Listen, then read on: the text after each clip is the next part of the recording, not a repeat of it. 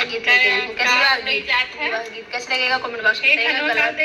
क्या हो गया परोसा हम परसों के कुछ परसों भरोसा लेके जाइए इस संडे को तभी नहीं आई।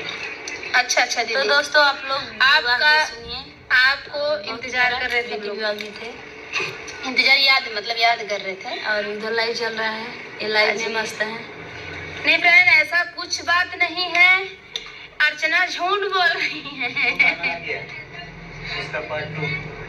अर्चना झूठ बोल रही है। चलिए सुनिए गीत को। और हम लोग आ रहे हैं अयोध्या 10 तारीख को। हाँ, जो अयोध्या वाले हैं अयोध्या जा रहे हैं। अयोध्या वाले यहाँ मिल सकते हैं, सऊदी अरब में मिल सकते हैं।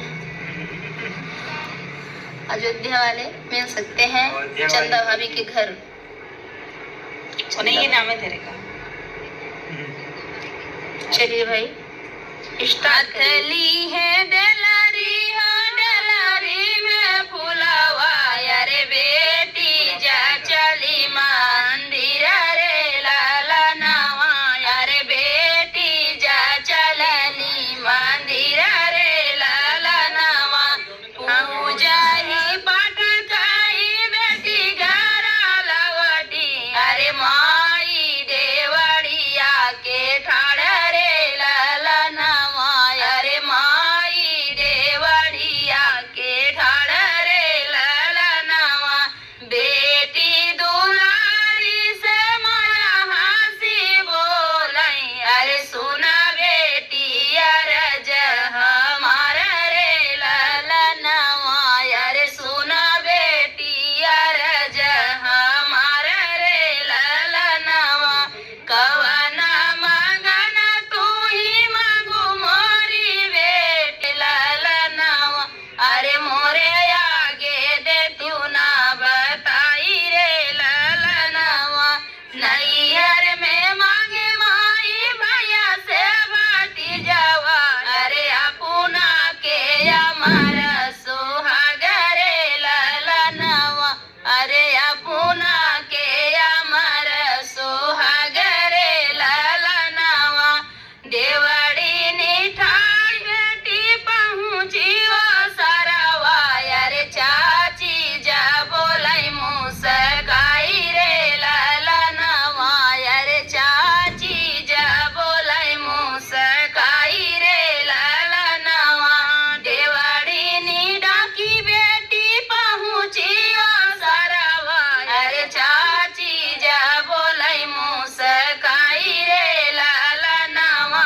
अरे चाची जा बोलाई मुस्काई रे लाला नावा, पूजाई कई बेटी कवन मांगन मांग्यू, अरे मोरे आगे देत्यू बताई रे लाला नावा, अरे मोरे आगे देत्यू बताई रे लाला नावा, नैहर में मांगे चाची सुखी परिवारवा, अरे अपना के गोदिया लालन रे लाला नावा, अरे अपना के गोदिया लालन रे लाला नावा, आंगने में पहुँची नी बेटी दुलारी, अरे भौजी आंगनवा में ठाड़ रे लाला नावा, अरे भौजी आंगनवा में ठाड़ रे